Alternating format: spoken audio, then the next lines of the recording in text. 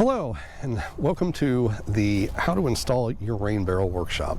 My name is Dan Herrold. I work at the Richland Soil and Water Conservation District and I am the MS4 Urban Technician. Let me start out with some importance of rain barrels. So if you're watching this video and you're not quite sure if you want one or not, maybe these will be a couple things or four things actually that'll help you to make up your mind one way or the other if you're on the fence. First one is it's going to help reduce lawn ponding, and what I mean by that is this specific rain barrel that we're going to be putting together today is 50 gallons. So instead of having that 50 gallon of water that's going to go down onto your lawn potentially, if you have a downspout that goes down into an elbow and then into a splash guard and then into your yard, this will catch 50 gallon of that water instead of it being there.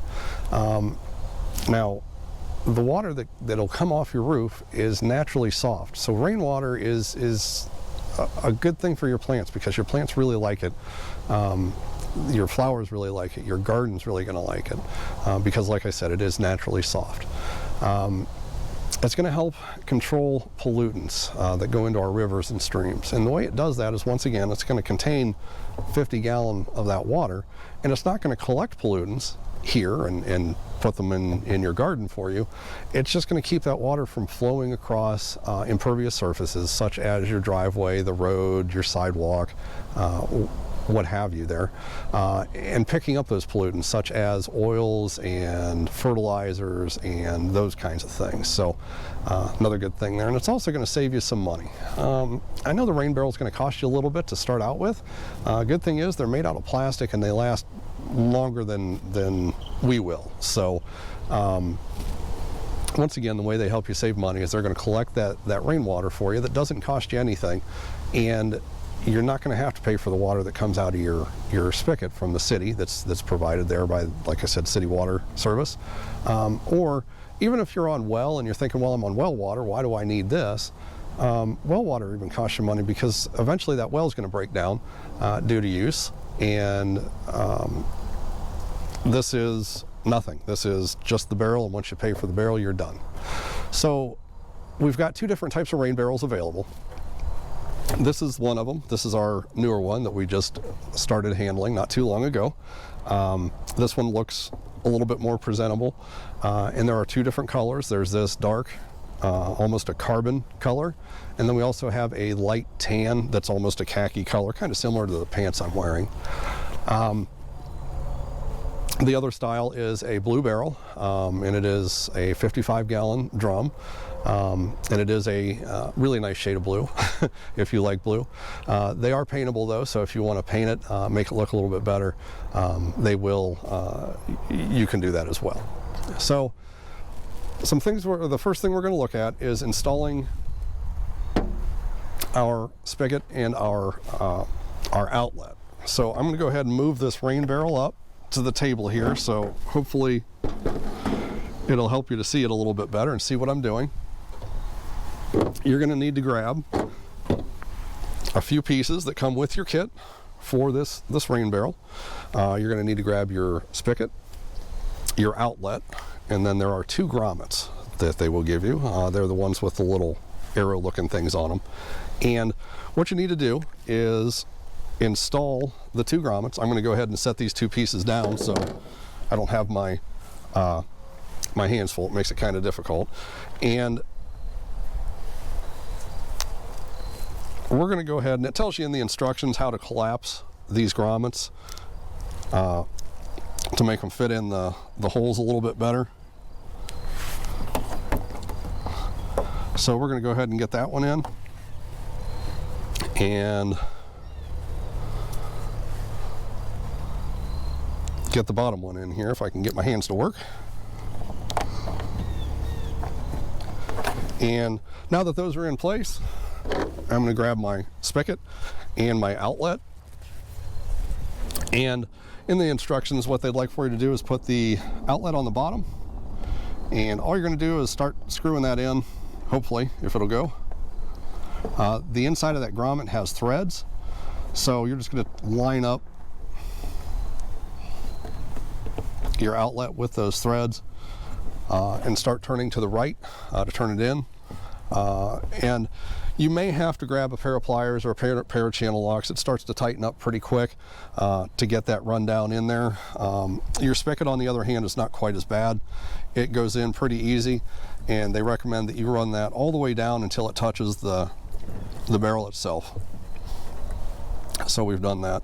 Now, both of these are interchangeable. They're both the threads on the grommets are the same size. So if you decide for some reason you want your outlet on top and your spigot on the bottom, that's fine too. That's no problem. So we'll go ahead and move this down.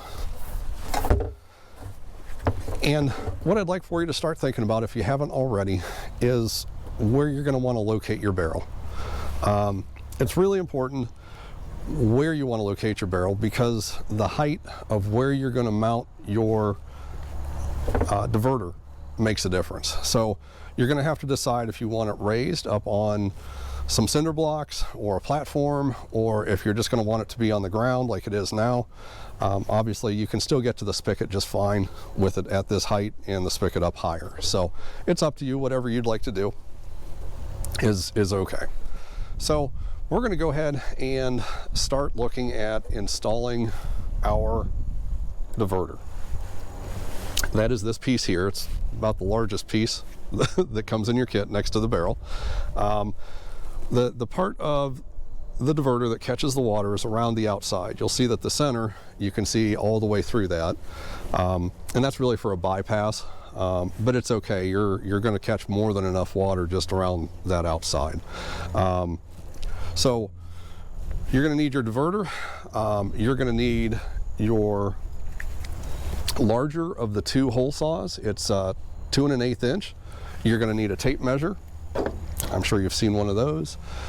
You're going to need a screwdriver. Once again, I'm sure you've seen one of those.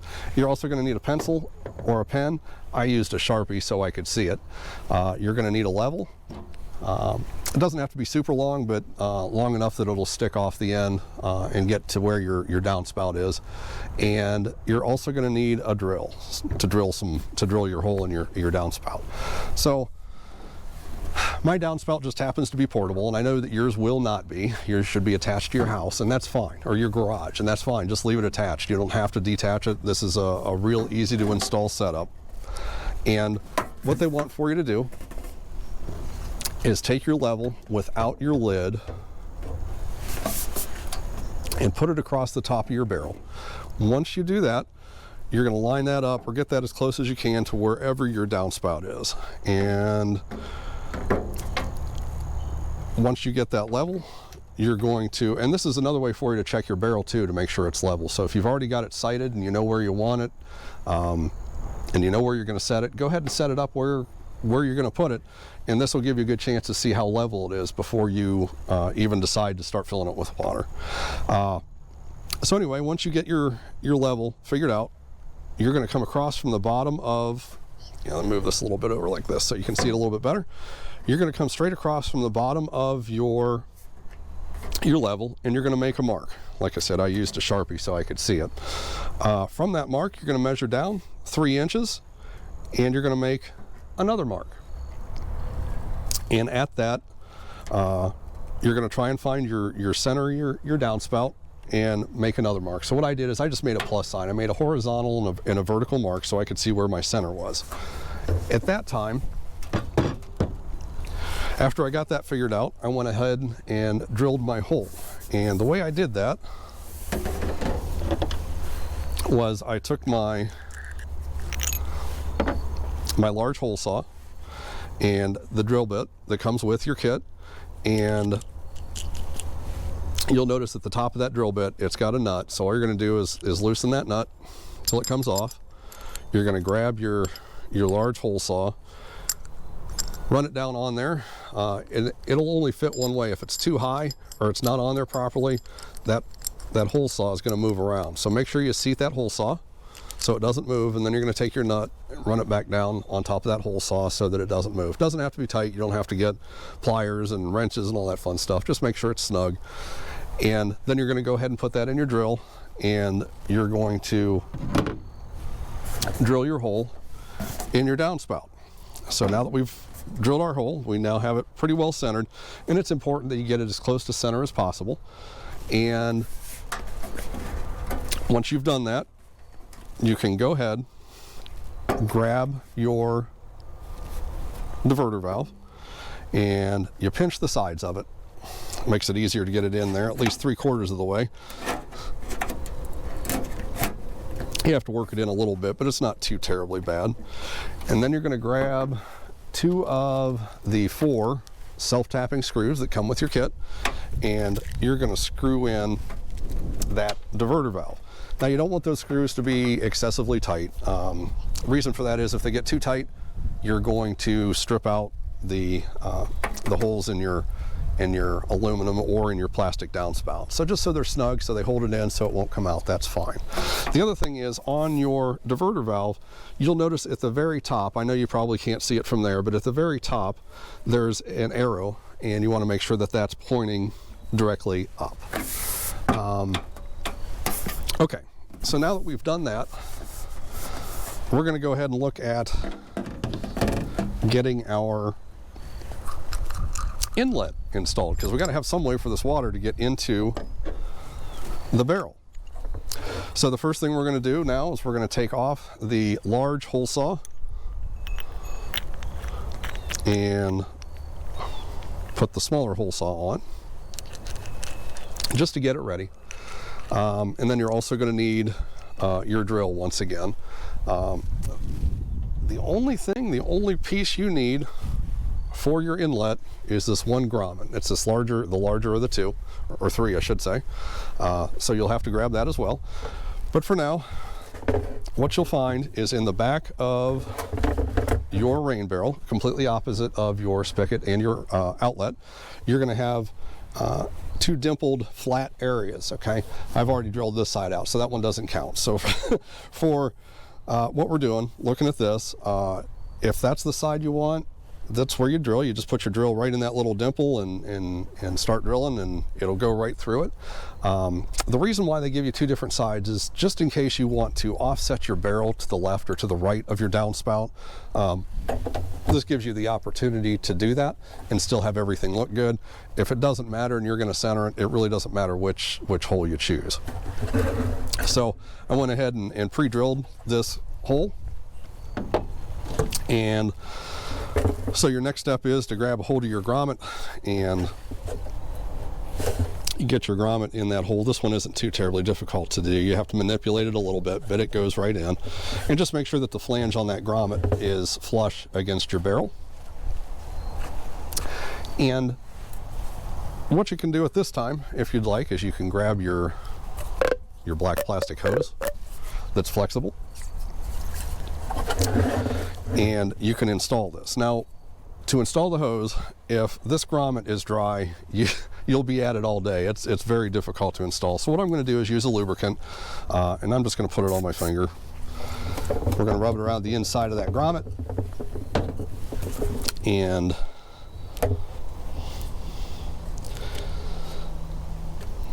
we're going to get our flexible hose, and we're going to get that in our grommet. So if you don't have a lubricant, that's okay. You can use soapy water. That works. You can use anything that's a wet, safe lubricant. So now that that's in place, really you're almost ready to go. You've got your spigot and your outlet in. You've got your hose that just fell out. So we're going to put this back in. Okay, there we go. We're going to put our inlet hose in, so you've got everything ready to go. So at this point, you can hook your inlet hose up to your diverter, and you're ready to start using your barrel. Okay, so some helpful hints for you. If you want to raise your rain barrel up off the ground, you can use cinder blocks or pallets, or you could even build a little stand for them. The thing I want you to remember, though, is as you raise this up off the ground, this 50-gallon barrel, once it's full of water, is going to weigh in excess of 417 pounds. So whatever it is that you raise it up on or you put it up on, it needs to be steady, it needs to be firm. You want to make sure if the wind blows or if a child or even an adult bumps into it that it's not going to fall over. So one of the things you're going to have to do with your rain barrel is you're going to have to clean them out occasionally. And to clean it out, what you're going to want to do is go ahead and drain your rain barrel. And the way you do that is obviously through your spigot. So you're going to water your plants, your flowers, or whatever. Don't just waste that water. You're going to remove your hose. That would be the piece that fell out earlier on us. So you're going to remove that. You're going to turn the barrel on its side and you're going to hose it out. Now, most of the time, pressurized water just from your spigot will take care of it and get everything out of it, all the any algae that may be growing or anything that comes off your roof. But if for some reason it doesn't, you can use a vinegar and water solution to get that out, and make sure you rinse it really well. Your flowers and your plants aren't going to like that vinegar, so make sure that you get that out of there. To winterize your barrel, you're going to clean it, that we just went through, and in that process, you're going to remove your black plastic hose. Let's see if it'll come out this time. And if that lubricant you've used has dried up, if you just work that hose out, it'll come out without any problem. So you're going to remove that from your inlet. You're going to remove it from the diverter, which is on your downspout. You're going to install your black diverter plug on your downspout. And so what you're going to have to do, obviously, is remove the diverter. And if you pull it out, get it started, and then just start squeezing on the sides and work it out, it comes out. And you're going to take your black cover, your black plug, and put your screws back in it and hold it in place, and then your downspout is winterized and you're all set. You're going to hopefully be able to find someplace in a garage, a shed, a barn even, to store your rain barrel. Just make sure all the moisture is out of it, so that doesn't freeze. And you're all set. You've got your rain barrel. If you have any questions, please feel free to give us a call. I want to thank you for joining us today. And once again, don't forget, we've got the two different styles of rain barrels. So if for some reason $100 is a little bit too much, that's okay. Like I said, we have the ones for $70. So whatever works for you or fits within your budget. The setup on the blue one is a little bit different, but I'm more than happy to help you with those.